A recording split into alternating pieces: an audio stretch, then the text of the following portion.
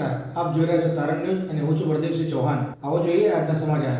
મારુતિ સેવા ટ્રસ્ટ દ્વારા ઉમરેઠ તાલુકામાં સામાજિક સમરસ શિબિર યોજાઈ। સામાજિક ન્યાય અને અધિકારિતા વિભાગ ગાંધીનગર અને અનુસૂચિત જાતિ કલ્યાણ ખાતા આણંદ પુરસ્કૃત મારુતિ સેવા ટ્રસ્ટ દ્વારા ઉમરેઠ તાલુકાના તાલુકા પંચાયતના હોલમાં તાલુકા વિકાસ અધિકારી શ્રી મુકેશભાઈ મકવાણા અને શ્રી પ્રકાશભાઈ અને પરિવર્તન trust મેઘરાજના managing trustee Shri Jagdishbhai Pandya તથા એપીએમ ક્લસ્ટર કોઓર્ડિનેટર સખી મંડળના અને ગ્રામ સંગઠનના લીડરોની ઉપસ્થિતિમાં શિબિર યોજાઈ હતી। સૌપ્રથમ આવેલ મહેમાનોનું શાબ્દિક સ્વાગત કર્યું અને મહેમાન પરિચય બાદ પુષ્પગુચ્છથી સ્વાગત મારુતિ સંસ્થાના ટ્રસ્ટી શ્રી હિતેન્દ્રસિંહ દ્વારા કરવામાં આવ્યું અને જગદીશભાઈ પંડ્યાએ આજની શિબિરનો હેતુ સમજાવ્યો હતો તેમજ ભારતીય બંધારણ અને એટ્રોસિટી કાયદાની સમજ આપી હતી તેમજ ટીએલએમ શ્રી પ્રકાશભાઈએ તાલુકા પંચાયત દ્વારા મંડળો અને વીઓની માહિતી સ્વરોજગારની માહિતી આપી હતી। ત્યાર પછી પરિવર્તન ટ્રસ્ટના જગદીશભાઈ પંડ્યાએ સરકારશ્રીની વિવિધ વિભાગોની કલ્યાણકારી યોજનાઓ મેળવવા શું દસ્તાવેજો જરૂરી છે